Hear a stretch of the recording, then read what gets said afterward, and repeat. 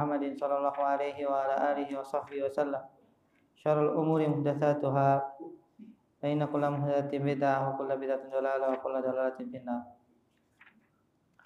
Sekalian jamaah salat maghrib Masjidil Ihsan yang semoga Allah Subhanahu wa taala memberikan kepada kita kasih sayangnya. Alhamdulillah, segala puji bagi Allah Subhanahu wa taala pada malam hari yang bahagia ini.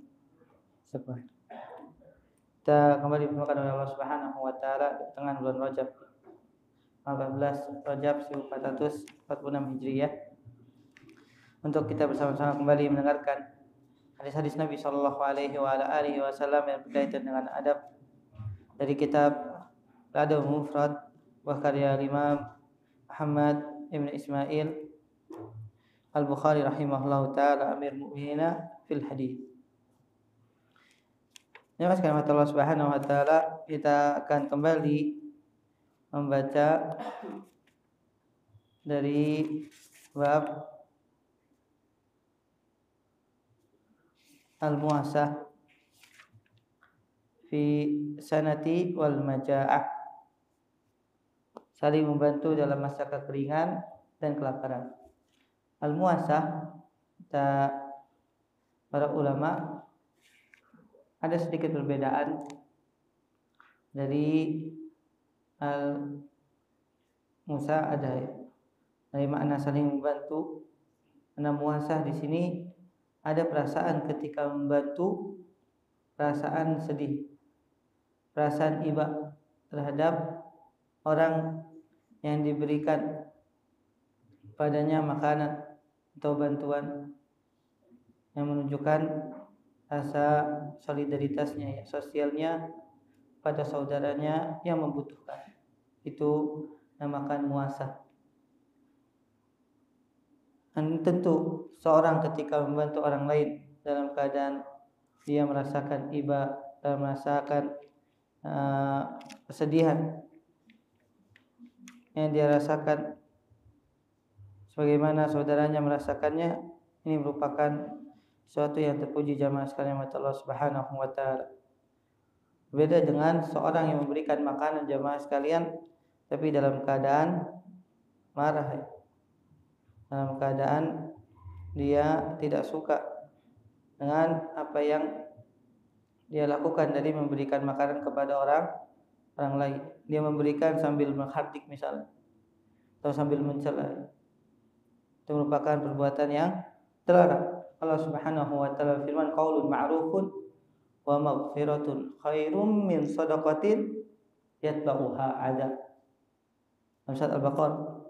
Perkataan yang baik dan meminta maaf karena tidak bisa memberikan bantuan itu lebih baik Allah Subhanahu wa taala daripada seorang yang memberikan sedekah tapi dengan mencela, dengan menghardik misalnya. Ini merupakan akhlak yang tercela. Ya, sekarang Allah Subhanahu wa taala, kita sampai pada hadis 562 masih dalam bab al-muasah. Qala rahimahullahu taala, hadatsana Asbagh qala akhbarani Ibnu Wahb qala akhbarani Yunus an Ibnu Shihab anna Saliman akhbarahu anna Abdullah ibn Umar akhbarahu anna Umar ibn Khattab radhiyallahu anhu qala amma Ramadah wa kanat sanatan shadidatan mulimmah ba'da majtahada Umar fi imdadil Arab al-ibil wal qamhi wal zaiti min al-aryaf kulliha hatta balahatil aryaf kulluha mimma jahadaha dhalik. Faqala Umar yad'u faqala Allahumma ja'al rizqahum ala ru'usil jibal fastajaba Allahu lahu wal muslimin. Faqala hina nazala bil ghaith alhamdulillah wallahi law anna Allah lam yufrijha ma taraktu bi ahli baiti minal muslimin hum sa'atun illa adkhaltu ma'ahum a'dadahum minal fuqara falam yakun ithnani yahlikani min at-ta'am ala ma yuqimu wahida. Imam Al-Bukhari rahimahullahu taala meriwayatkan dari gurunya Asbaq. Asbaq ini adalah sebuah julukan dan beliau adalah seorang thiqah ya. Kemudian Ibnu Wahab. Ibnu Wahab ini adalah salah seorang alim namanya Abdullah Ibnu Wahab al-Misri. Beliau adalah salah seorang ulama yang pernah mengatakan ketika dia melakukan ghibah, dia bernazar, setiap aku menggibahi saudaraku sesama muslim, aku berpuasa. Kemudian aku melihat ketika berpuasa itu mudah, maka aku tambahkan agar menjaga lisanku dari ghibah. Kata beliau, aku menghukum diriku ketika aku menggibahi seseorang, aku membayar dengan 1 dirham. Maka saat itu aku sangat berat ya. Setiap aku menggibahi seseorang, aku mengeluarkan 1 dirham. Hingga akhirnya aku meninggalkan yang namanya ghibah. Meninggalkan yang mana? Ghibah.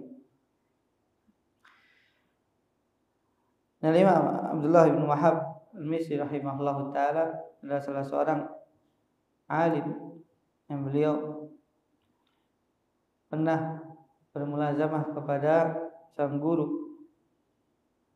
Ini Yunus. Gurunya diantaranya Yunus bin Yazid Al-Aili. Itu berpuluh-puluh tahun jam tanpa pernah bosan. Ini menunjukkan tentang semangatnya seorang dalam menuntut ilmu. Akhbarani Yunus, ini Yunus ibn Yazid Al-Aili adalah seorang thiqah dari Ibnu Syihab. Ibnu Syihab adalah seorang imam, yaitu Al-Imam Az-Zuhri. Beliau adalah seorang yang pertama mengumpulkan hadis-hadis Nabi SAW atas perintahnya Umar bin Abdul Aziz rahimahullahu ta'ala. Dan beliau adalah salah satu keturunan Arab yang mengumpulkan hadis-hadis Nabi SAW, yang menjadi seorang alim, karena beliau masih ada hubungannya dengan nasabnya orang-orang Quraisy. Anna Saliman akhbarahu, bahwasanya Salim mengabarkan kepadanya, yaitu Salim bin Abdullah ibnu Umar, seorang tabi'in yang mulia. Ibnu Syihab Az-Zuhri juga tabi'in, tapi dia tabi'in sigar. Dari ayahnya Abdullah bin Umar bin Khattab radhiyallahu taala anhu, bahwasanya Umar bin Khattab radhiyallahu taala anhu ketika berada pada tahun Ramadah. Tahun Ramadah adalah kejadian yang terjadi pada tahun 18 Hijriah ketika terjadi kekeringan. Karena keringnya jamaah, angin itu menerbangkan debu yang sangat banyak. Makanya dikatakan sebagai amu ar-Ramadah. Umar bin Khattab radhiyallahu taala anhu berkata, pada tahun paceklik tersebut beliau berupaya keras mengirim pasokan kepada orang-orang Arab Badui berupa unta, gandum, dan minyak ke seluruh perkampungan. Hingga seluruh perkampungan tidak mampu memberi lebih akibat dari kesulitan yang mereka alami saat itu. Jadi setiap dikirimkan kepada perkampungan dari perkampungan orang-orang Arab Badui, habis jamaah. Tidak bisa memberikan kepada saudaranya yang lainnya atau kampungan yang lain. Faqama Umar yatu, maka saat itu Umar bin Khattab radhiyallahu taala anhu berdoa, ya Allah, jadikanlah rizki mereka ada di puncak-puncak gunung. Maka Allah Subhanahu wa taala mengijabah. Allah Subhanahu wa taala mengabulkan doanya Umar dan juga kaum muslimin. Ketika itulah turun hujan. Saya berkata, alhamdulillah, demi Allah, kalau sekiranya Allah tidak meredakannya, maka tidaklah ada keluarga kaum muslimin mempunyai kelapangan, kekayaan, melainkan niscaya aku masuk kepada mereka, orang-orang miskin sejumlah mereka, agar tidaklah 2 orang meninggal karena makanan yang hanya cukup untuk satu orang. Ini merupakan keadaan di mana kaum muslimin benar-benar merasakan paceklik ya. Yang sekalian Allah Subhanahu wa taala, dan saat itu Umar bin Khattab radhiyallahu taala anhu yang menjabat sebagai khalifah benar-benar memperhatikan keadaan kaum muslimin. Semoga Allah Subhanahu wa taala meridai beliau. Dan ini menunjukkan tentang bagaimana kepedulian seorang pemimpin kepada rakyatnya. berusaha memberikan apa yang dimiliki agar rakyatnya tidak kelaparan. Dari hadis ini juga kita bisa mengambil pelajaran bagaimana seorang pemimpin meminta pertolongan kepada Allah Subhanahu wa taala saat keadaan pacaklik. Wa yanbaghi lahu an yaquma bi tawzi'il mawadil ghidaiyah fil manatikil musabah bil qat wal jad min baitil mal. Dan sepatutnya pula bagi seorang pemimpin untuk membagikan bahan makanan pokok ke tempat-tempat yang tertimpa sangat parah kekeringan. Wa idza iqtadal amru fayuwazzi'u al-fuqara minal muslimin ala usari muslimah al-ghaniyah allati indaha sa'a min rizq kama qarrara dzalika umar. Dan beliau juga di antara siasahnya, di antara cara agar kaum muslimin tidak kelaparan, orang-orang yang miskin, orang-orang yang tidak memiliki kelebihan makanan pokok, bahkan kekurangan, itu dititipkan kepada saudaranya yang lebih memiliki kekayaan atau kecukupan agar bisa memenuhi kebutuhan orang-orang miskin. Ini merupakan juga salah satu cara Umar bin Khattab radhiyallahu taala anhu memberantas kelaparan.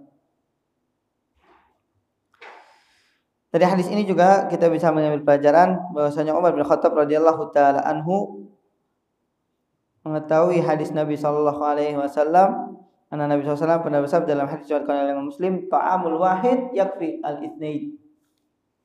Makanan satu itu cukup untuk 2 orang. Jadi makanan seorang muslim itu berkah jamaah sekalian, Allah Subhanahu wa taala. Wa ta'amul itsnain yakfil arba'ah. Dan makanan untuk 2 orang itu bisa mencukupi 4 orang. Dan ini juga merupakan salah satu faedah yang bisa kita ambil bahwasanya makanan ketika seorang berkumpul itu akan Allah berikan keberkahan. Jadi kalau bisa jamaah kita makan itu dalam satu piring. Bukan satu orang satu piring. Karena Nabi SAW pernah melihat para sahabat Rasulullah SAW saat berada dalam perjalanan, lupa kalau enggak safar itu peperangan. Para sahabat makannya sendiri-sendiri jemaah. Maka Nabi SAW mengatakan halum fajtama. Mereka diberitakan oleh Nabi SAW untuk berkumpul jemaah agar makannya bersama-sama. Karena disitulah keberkahan. Dari hadis ini juga kita bisa mengambil pelajaran jemaah sekalian Allah Subhanahu wa taala. Jika musibah telah hilang, maka orang-orang yang mempunyai keluasan rezeki hendaknya membagikan bahan makanan kepada orang-orang yang membutuhkan. Karena orang muslim dan muslim yang lainnya itu saling bantu-membantu, bahu-membahu untuk bisa memberikan kebutuhan bagi saudaranya yang tidak memiliki kecukupan. Nah, hadis yang selanjutnya berkata Imam Bukhari rahimahullah taala qala hadatsana Abu Asim an Yazid bin Abi Ubaid an Salam bin Al-Aqwa qala Nabi sallallahu alaihi wasallam wa hayakum la yusbihu ahadukum ba'da salisatin wa fi baitihi minhu syai'. Falamma kana al-amru muqbil qalu ya Rasulullah naf'alu kama fa'alna al-amal madi. Qala kulu waddakhiru fa inna dhalika al-'am kanu fi jahdin fa aradtu an tu'inu. Imam Bukhari rahimahullah taala meriwayatkan dari gurunya Abu Asim Ad-Dhahhak ibn Makhlad An-Nabi. Beliau adalah seorang yang thiqah. Beliau diberi gelar atau dikenal dengan An-Nabil. Apa makna An-Nabil jemaah? An-Nabil artinya cerdas. Kenapa diberikan gelar cerdas? Karena suatu hari Abu Asim ini sedang duduk di majlis salah seorang gurunya. Allah tidak hadir kepala gurunya. Saat sedang membacakan hadis Nabi SAW, datang segerombolan gajah jemaah. Datang segerombolan Gajah. Semua muridnya meninggalkan gurunya itu untuk melihat gajah. Nah, jamaah sekalian Allah Subhanahu wa taala, gajah di Jazirah Arab jarang. Benar enggak? Ketika ada kabar ada sekumpulan gajah, semua muridnya pergi kecuali Ad-Dhahhak Abu As. Maka sang guru mengatakan, "Ya Dhahhak, limadza la tansari? Kenapa engkau tidak pergi?" Apa kata Dhahhak? "Aku datang ke sini bukan untuk melihat gajah. Aku datang ke sini untuk mendengarkan hadis Nabi SAW dari tinggal beliau doang sendiri yang tetap bersama syekhnya." Rahimahullahu ta'ala. Makanya sampai sekarang dikenal Dhahhak Ibn Makhlad An-Nabi karena kecerdasannya. Juga ini terjadi di zamannya Al-Imam Malik rahimahullahu ta'ala. Saat beliau meriwayatkan hadis kota Madinah, datang juga sekumpulan gajah. Maka murid-muridnya pada penasaran, udah ninggalin Imam Malik kecuali satu muridnya yang menjadi perawi kitab Muwatta yang paling banyak hadisnya, yaitu riwayat Yahya bin Yahya Al-Laitsi. Riwayat Yahya bin Yahya Al-Laitsi, alhamdulillah anak dapat riwayat dari Yahya bin Yahya Al-Laitsi kitab Muwatta Imam Malik. Itu beliau tetap berada di majlisnya Imam Malik. Kalau Imam Malik bertanya, "Wahai Yahya, kenapa engkau tidak pergi melihat gajah?" Kata Yahya, "Aku datang ke sini untuk mendengarkan hadis Nabi SAW, bukan untuk melihat gajah." Rahimahullahu ta'ala. An Yazid ibn Abi Ubaid, dia adalah seorang yang thiqah juga. Dari Salamah ibn Aqwa. Yazid bin Abi Ubaid ini jamaah maulanya Salamah ibn Aqwa. Maula adalah budak yang dimerdekakan. Dari Salamah ibn Aqwa radhiyallahu taala anhu, ini merupakan salah satu hadis yang tertinggi di kitab Adabul Mufrad ya. Kitab Adabul Mufrad yang paling tinggi riwayat rubaiyah. Jadi antara Al-Imam Bukhari dengan Nabi SAW 4 orang. Kalau kitab Sahih Bukhari sulatiyah antara Imam Bukhari dan Rasulullah SAW itu 3 orang.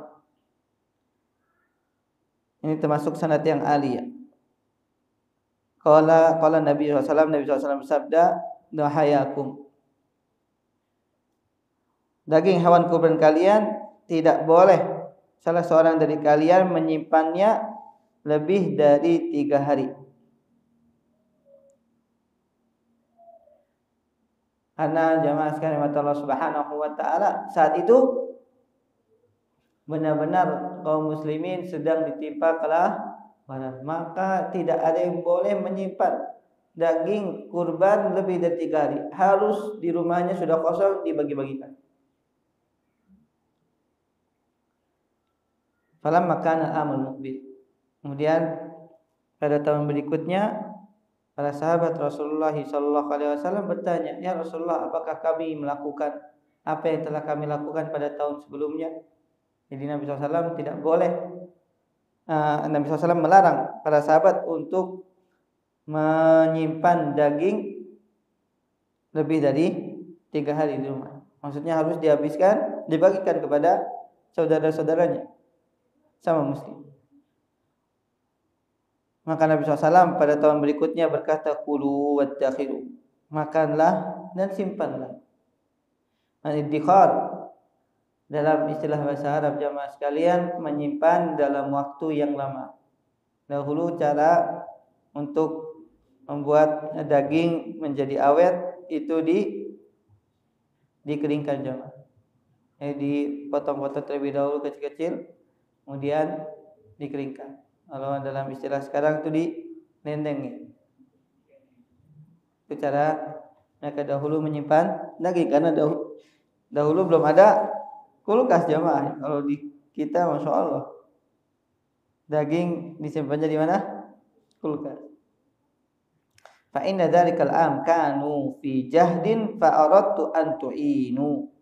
Karena tahun yang lalu mereka dalam keadaan kesulitan, dalam keadaan paceklik, maka aku ingin kalian membantu mereka. Kalian ingin membantu mereka.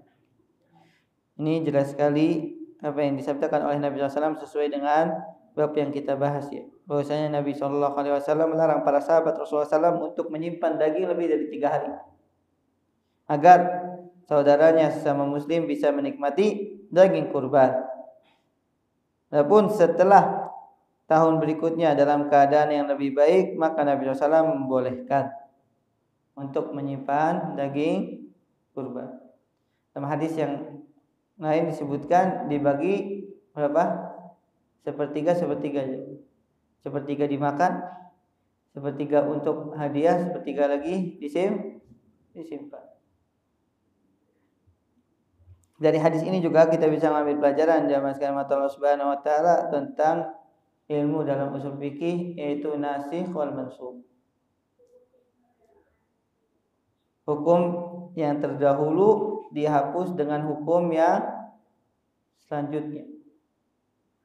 Dan nasikh dan mansukh ini salah satu ilmu yang sangat penting jamaah sekalian Allah Subhanahu wa taala, karena dengan mengetahui nasikh dan mansukh kita tidak akan menghukumi hukum yang telah lalu, karena hukum yang terlalu telah diganti dengan hukum yang lain. Bagaimana nasikh dan mansukh terjadi dalam sepersusuan. Dahulu kata Aisyah radhiyallahu taala anha, bayi menjadi mahram karena sepersusuan itu 10 kali 10 kali menyusu. Sekali kenyang dilepas, kemudian dia menyusu kembali sampai 10 kali. Tapi setelah itu dimansuh biharimna khamsah radha'ah. Dimansuh hukumnya menjadi 5. Jadi kalau 5 kali bayi menyusu dengan seorang ibu, maka akan menjadi mahram. Yang tadinya 10.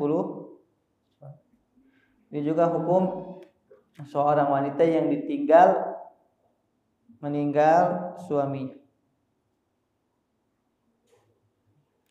Hukum yang mansuh adalah menunggu setahun jemaah. Menunggu 1 tahun tidak boleh Tidak boleh menikah. Kemudian datang ayat yang menghapus hukumnya menjadi menunggunya berapa hari?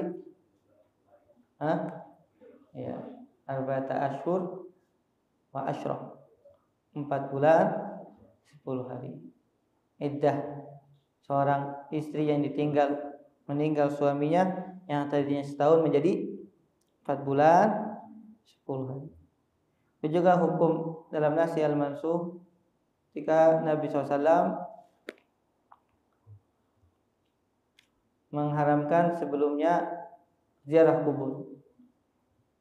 Kuntu nahaitukum an ziyaratil kubur ala fazuruha fa innaha tudzakirukumul akhir. Nabi SAW, dahulu aku melarang kalian untuk menziarahi kubur. Namun sekarang ziarahilah kubur, karena dengan menziarahi kubur akan mengingatkan kalian dengan negeri akhir. Itu beberapa hal yang berkaitan dengan nasikh dan juga mansukh. Antara kitab yang bagus pembahasan nasikh dan mansukh karyanya Al-Imam Ibnu Jauzi rahimahullahu ta'ala. Beliau menulis bahasan khusus dari nasikh wal mansukh. Jamaah sekalian Allah Subhanahu wa taala, di antara faedah yang kita bisa ambil juga dari hadis ini, al-hathu 'ala al-musa'adah wal ma'unah lil ladzina asabahumul balaya wa nazalat bihimun nawaib. al-hathu, anjuran untuk saling membantu, saling tolong menolong bagi saudaranya yang tertimpa musibah dan mereka mendapatkan cobaan. Berapa musibah yang terjadi di negeri kita, insyaallah banyak sekali yang sikap dari saudara sesama muslim untuk saling membantu, membuat pos-pos bantuan ya. Sama sekali Allah Subhanahu wa taala, ini merupakan perkara yang dianjurkan. Dari hadis ini juga jamaah sekalian Allah Subhanahu wa taala bahwasanya kaum muslimin itu saling mengerti. Solidaritas harus dibangun jamaah sekalian Allah Subhanahu wa taala untuk menciptakan keseimbangan, untuk menciptakan saling cinta dan menghindarkan dari kesenjangan. Ketika orang-orang yang memiliki kelebihan harta membantu saudaranya yang kekurangan, akan tercipta rasa cinta, bukannya hasad, dengki. Beda dengan ketika orang-orang kaya tidak mau berderma, tidak mau memberikan sedekah atau bahkan menahan zakatnya, maka orang-orang miskin akan mendapatkan kesulitan. Dan ketika melihat orang-orang kaya tersebut, di antara mereka mungkin ada yang muncul hasadnya, kedengkiannya, bahkan permusuhannya. Sedangkan ini merupakan perbuatan yang tercela. Jamaah sekalian Allah Subhanahu wa taala. Dari hadis ini juga kita bisa mengambil pelajaran li'anna al-mujtama' al-muslim ka nafsin wahidah la yabqa fihi muhtaj wa idza akhadha an-nasu bi nususil kitabi wa sunnah wa imtathalu awamir Allah wa amir Rasulillah sallallahu alaihi wasallam lam yujad fil ardi muhtaj fa huwa haqqu fi mali man atahu Allahu ma. Bahwa masyarakat muslim itu seperti jiwa yang satu. Tidak ada yang tersisa dari mereka kecuali mereka mendapatkan kecukupan. Dan kalau seandainya seluruh kaum muslimin benar-benar menerapkan perintah Allah Subhanahu wa taala dan Rasulnya dalam masalah harta dengan membayar zakat, jamaah sekalian, niscaya akan menjadi solusi dari kemiskinan yang melanda. Niscaya Allah Subhanahu wa taala akan mencukupi kaum muslimin. Maka jamaah sekalian Allah Subhanahu wa taala yang memiliki kelebihan harta hendaknya bertakwa kepada Allah Subhanahu wa taala dan membayar zakat. Dan demi Allah jamaah sekalian, itu lebih ringan daripada membayar pajak, benar. Maka jamaah setahun hanya membayar 2,5%. Rubul usyur. Nah, itu dibayarnya kalau seandainya hartanya tersebut sudah mencapai nisab selama 1 tahun, karena syaratnya juga harus berlalu 1 tahun. Kalau pajak gimana jemaah? Jemaah sekalian Allah Subhanahu wa taala, sebenarnya solusi untuk mengentaskan kemiskinan adalah dengan zakat. Semoga Allah Subhanahu wa taala memberikan petunjuk kepada kita semua. Insyaallah ini yang kitab Arabnya udah habis jamaah, jilid yang kedua. Insyaallah kita pakai jilid yang ketiga. Baik. Hadis yang selanjutnya jamaah sekalian, atau bab yang selanjutnya bab at-tajarub. Bab tajarub yaitu tentang pengalaman.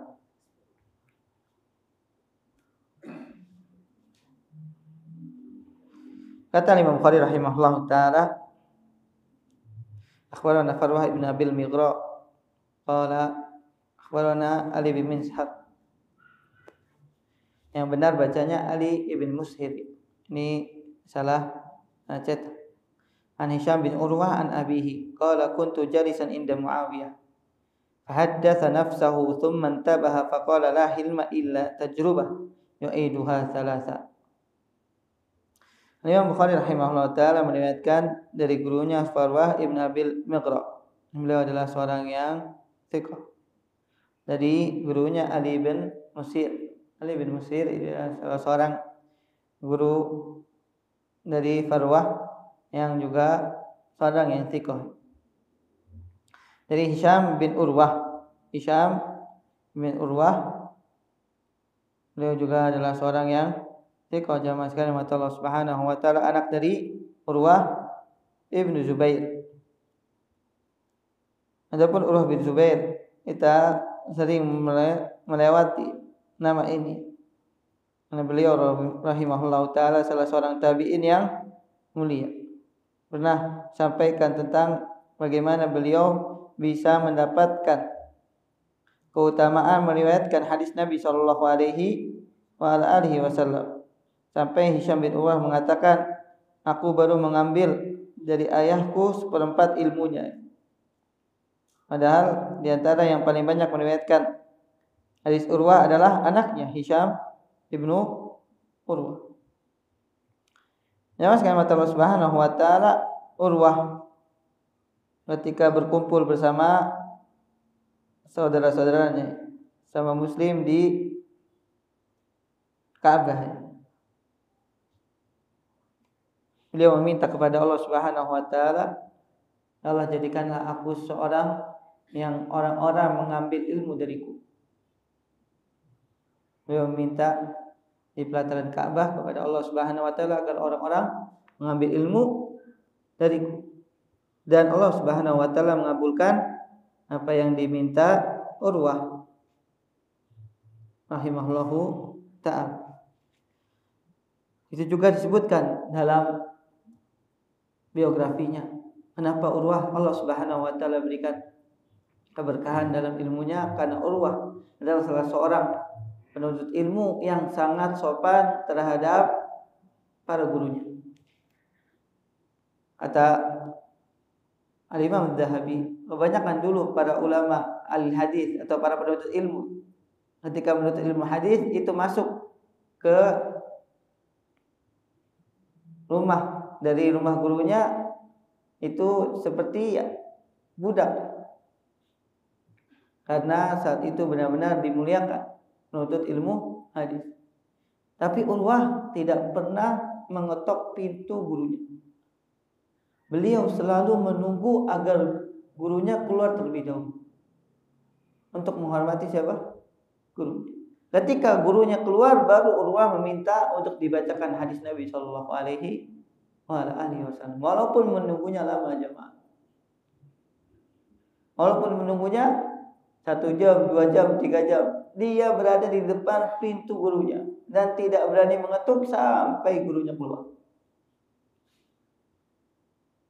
Ini merupakan adab yang mulia jemaah sekalian mata Allah Subhanahu wa taala ketika beliau menuntut ilmu rahimahullahu taala. Beliau diberikan ujian Allah Subhanahu wa taala, dengan pernah Anda ceritakan, kakinya diampuh nasi. Tapi beliau berharap untuk mendapatkan ganjaran dari Allah Subhanahu wa taala, bahkan ketika sang dokter meminta Urwah agar meminum khamr, ketika dipotong tidak terasa.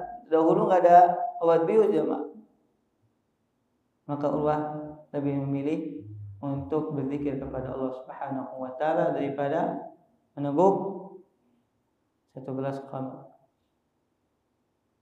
rahimahullahu ta'ala. Dari ayahnya siapa jemaah? Ayahnya Urwah, Zubair ibn al-Awwam, hawari Nabi sallallahu alaihi wasallam, salah seorang yang sudah dijamin masuk surga. Berkata ayahnya radhiyallahu taala, kuntu jalisan inda Muawiyah. Aku pernah duduk di majlis Muawiyah. Muawiyah siapa jemaah? Muawiyah ibn Abi Sufyan, Khalul Mukminin, pamannya orang-orang beriman. Beliau disebutkan oleh Al-Imam Adz-Dzahabi dalam kitab Syiar Alamin Nubala, Malik ya, rajanya kaum muslimin yang pertama. Beliau adalah seorang yang sangat adil. Makanya daerah Syam sangat benar-benar memuliakan Muawiyah bin Abi Sufyan radhiyallahu taala an. Dan Al-Imam Ahmad rahimahullahu taala ketika ditanya, mana yang lebih mulia, Muawiyah atau Umar bin Abdul Aziz? Nah, jemaah, apa jawaban antum? Salah Imam Ahmad ya. Jadi kita merojah lagi siapa yang mengatakan ini. Oleh salah Imam Ahmad ketika ditanya siapa yang lebih mulia, Muawiyah bin Abi Sufyan atau Umar bin Abdul Aziz? Mana jemaah? Hah? Yang lebih mulia Umar bin Abdul Aziz. Kata Imam Ahmad, la gubar fi anfi Muawiyah khairun min Umar bin Abdul Aziz rahimahullahu taala. Kata Imam Ahmad, debu yang menempel di hidungnya Muawiyah itu lebih mulia daripada Umar bin Abdul Aziz dan seluruh kekuasaan. Karena Muawiyah bin Abi Sufyan adalah seorang sahabat, sedangkan Umar bin Abdul Aziz adalah seorang tabi'in. Dan kita sebagai seorang muslim meyakini bahwasanya para sahabat Rasulullah SAW itu lebih mulia daripada tabi'in, karena Allah Subhanahu wa taala tidaklah memilih orang yang menemani Nabi SAW kecuali mereka adalah manusia yang paling utama. Dan Muawiyah radhiyallahu taala anhu juga disebutkan katibul wahyi, salah seorang sahabat yang menulis wahyu. Salah seorang sahabat yang menulis wahyu. Radhiyallahu taala anhu. Haddatsa nafsahu. Dia sedang berbicara kepada dirinya sendiri. Tsumma tabaha, kemudian ia sadar. Faqala la hilma illa tajrubah. Tidak ada sifat al-hilm kecuali berasal dari pengalaman yang telah dia dapatkan. Ia mengulanginya sebanyak 3 kali jamaah sekalian Allah Subhanahu wa taala. Termasuk waktu Isya belum? 2 menit lagi. Jamaah sekalian Allah Subhanahu wa taala, dan di antara keutamaan manqabah min manaqibi Muawiyah radhiyallahu taala anhu, beliau dikenal dengan sifat hilmnya. Apa tuh hilm jemaah sekalian? Hilm artinya adalah kemampuan seseorang untuk meredam emosi, meredam amarah, kemudian memaafkan orang yang berbuat buruk kepadanya. Dan ini yang menjadi salah satu keutamaan Muawiyah radhiyallahu taala anhu hingga penduduk Syam sangat menghormatinya. Bahkan disebutkan sebuah permisalan Sya'ru Muawiyah dalam memerintah di negeri Syam. Beliau dikenal dengan perumpamaan rambutnya Muawiyah. Rambut jamaah sekalian Allah sebenarnya kalau ditarik antara satu dengan sisi yang lainnya, saling tarik menarik, putus enggak? Putus jamaah. Tapi ketika salah satu sisi ditarik kemudian yang satu mengeluarkan, putus enggak? Situlah salah satu siasatnya politiknya Muawiyah radhiyallahu taala anhu. Saat rakyatnya sedang dalam keadaan baik, maka Muawiyah agak tegas jamaah. Tapi ketika keadaan kaum muslimin saat itu sedang dalam keadaan apa? Paceklik, misalnya kesusahan, beliau lebih mengutamakan kepentingan siapa? Orang-orang yang ada di bawah. Ini merupakan salah satu kecerdikan siapa? Muawiyah radhiyallahu taala. Nah, kita dengar azan terlebih dahulu jemaah.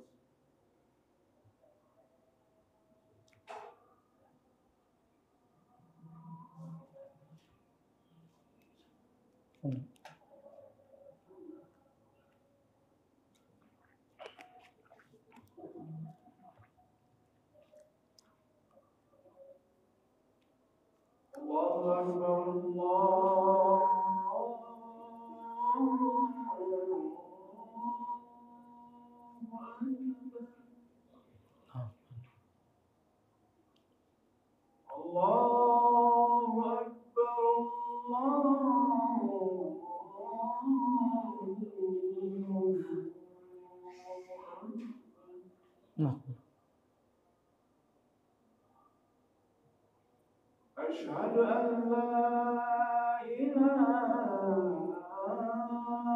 إلا الله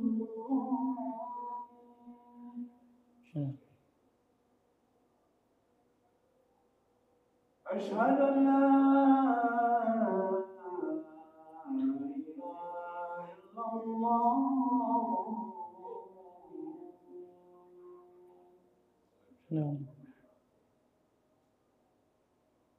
أشهد أن محمد رسول الله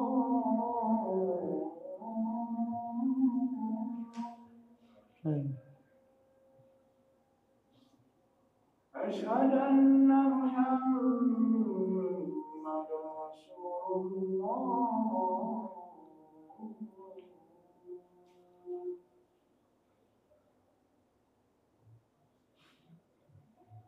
حي على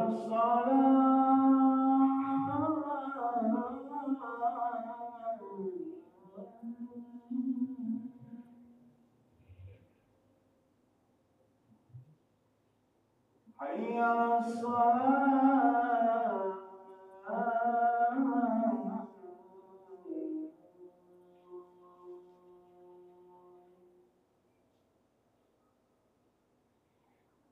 حي على الفلاح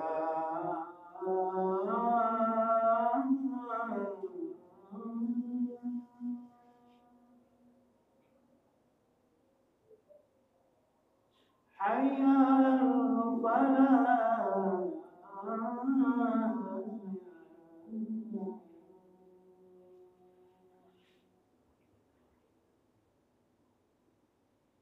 الله أكبر الله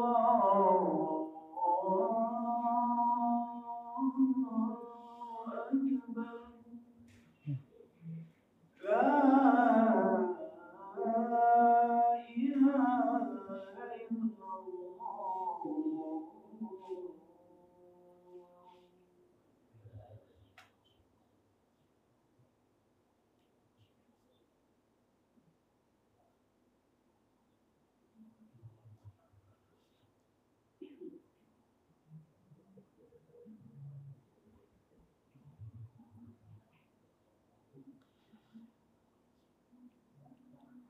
Alhamdulillah alamin wassalatu wassalamu ala akmalil wa rahmatil alamin nabiyina Muhammadin wa ala alihi washabihi wa man tabi'ahum bi ihsanin ila yaumiddin wa ba'd.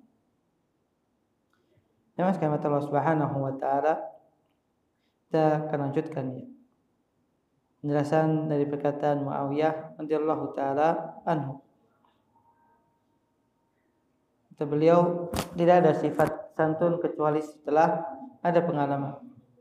Karena jangan sekalian Allah Subhanahu wa taala seseorang yang sudah banyak sekali makan asam garam, punya pengalaman banyak, tentu dia bisa lebih bermuamalah, berinteraksi dengan manusia dengan cara yang lebih baik. Di antaranya dengan kelemah lembutannya, dengan pemaaf, dengan menahan emosinya. Apalagi Allah Subhanahu wa taala firman, di antara sifat orang yang bertakwa dalam surat Al-Imran, Allah Subhanahu wa taala firman, alladzina yunfiquna fis sarra'i wad-dharra'i wal kadhiminal ghaidha wal 'afina 'anil nas wallahu yuhibbul muhsinin. Yang antara ciri orang yang bertakwa yang Allah Subhanahu wa taala janjikan baginya surga adalah apa? Mereka yang berinfak dalam keadaan tersembunyi maupun dalam keadaan terang. Kemudian mereka yang menahan amarahnya. Al-kadhiminal ghaidh. Amarahnya, kebenciannya dia tahan untuk tidak dilampiaskan. Wal 'afina 'anil nas, dan lebih memilih untuk memaafkan manusia. Dan Allah Subhanahu wa taala mencintai orang-orang yang berbuat baik. Jamaah sekalian Allah Subhanahu wa taala di antara sifat orang yang beriman adalah al-hilm. Lemah lembut, mampu menahan amarah. Bahkan di antara sifat yang dicintai oleh Allah Subhanahu wa taala sebagaimana hadis Umru Abi Qais, bahwasanya Nabi SAW berkata kepadanya, Umru Al-Qais, innaka fi nafsika khuluqani yuhibbuhumallahu azza wa jalla. Engkau memiliki dua sifat, dua akhlak yang dicintai oleh Allah Subhanahu wa taala. Apa dua sifat tersebut? Al-hilmu wal anah. Dua sifat yang dicintai oleh Allah Subhanahu wa taala yang ada pada dirimu adalah yang pertama al-hilmu. Seorang yang mampu menahan amarah dan memaafkan manusia. Wal anah. Al anah ini tenang, tidak tergesa-gesa. Ini merupakan dua sifat yang dicintai oleh Allah Subhanahu wa taala. Dan jamaah sekalian Allah Subhanahu wa taala, tidaklah seorang memiliki hal tersebut kecuali dua keadaan. Yang pertama, memang Allah Subhanahu wa taala telah memberikan mauhibahnya. Allah Subhanahu wa taala memberikan pemberiannya tanpa dia mengusahakan. Seperti sahabat yang mulia itu Umru bin Qais radhiyallahu taala anhu. Tapi ada juga jamaah sekalian seorang yang memiliki sifat al-hilm dengan dia belajar. Sebagaimana dalam hadis juga Nabi SAW bersabda, wa innamal hilmu bittahallum. Sesungguhnya seorang bisa memiliki sifat menahan amarah, al-hilm, lemah lembut, dengan dia terus belajar. Terus apa? Terus berusaha mengontrol emosinya. Nah, ini juga perlu latihan jamaah. Tajrubah. Harus terus kita berupaya agar kita memiliki sifat al-hilm. Sebagaimana seorang sahabat yang mulia Muawiyah bin Abi Sufyan radhiyallahu taala anhu. Jamaah sekalian Allah Subhanahu wa taala, athar yang selanjutnya. Qala rahimahullah ta'ala hadatsana Sa'id bin Ufair qala hadatsana Yahya bin Ayyub an Ibn Zahr an Abi al-Haytham an Abi Sa'id radhiyallahu ta'ala anhu qala la halima illa dzu asrah wa la hakima illa dzu tajribah atau dzu tajribah. Dari Sa'id bin Ufair rahimahullah ta'ala dari Yahya ibn Ayyub dari Ibnu Zahr.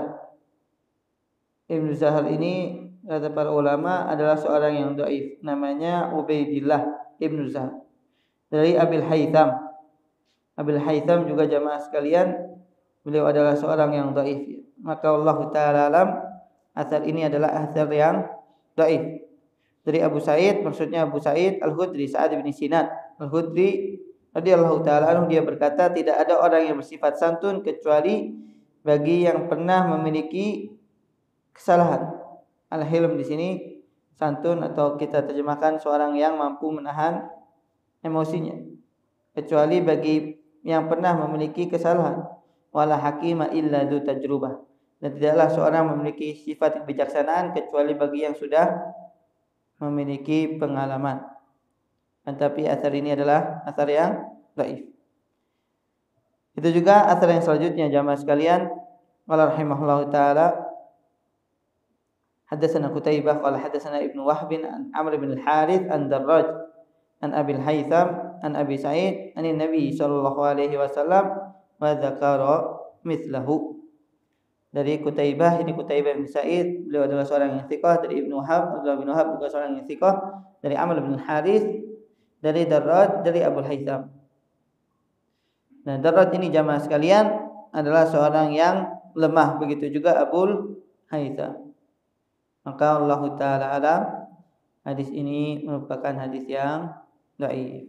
Akan tapi maknanya sahih jamaah sekalian mata Allah Subhanahu wa taala, sebagaimana asar sebelumnya dari perkataan Muawiyah ibnu Abi Sufyan radhiyallahu taala anhu. Nah, jamaah sekalian mata Allah Subhanahu wa taala, insyaallah kita akan lanjutkan bab yang selanjutnya 255 pada pertemuan berikutnya. Itu sudah berapa menit? 5 menit lagi. Padahal jamaah sekalian mata Allah Subhanahu wa taala, ada yang ingin bertanya silakan.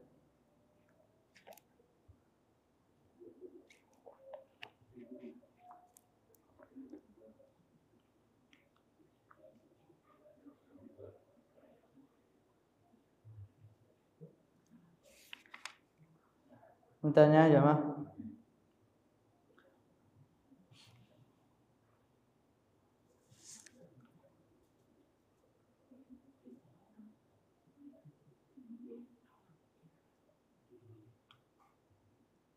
Sudah kita cukupkan jamaah. Semoga Allah Subhanahu wa taala berikan kepada kita ilmu yang bermanfaat. Allah Subhanahu wa taala menghiasi diri kita dengan akhlak yang mulia. Dan itu Allah Subhanahu wa taala memberikan rahmat kepada kita hingga kita dimasukkan ke dalam surga. Hadallahu taala alam. Sallallahu alaihi wasallam ala nabiyina Muhammadin wa ala alihi wasallam. Subhanakallahumma wa bihamdika asyhadu an la ilaha illa anta astaghfiruka wa atubu ilaik. Assalamualaikum warahmatullahi wabarakatuh.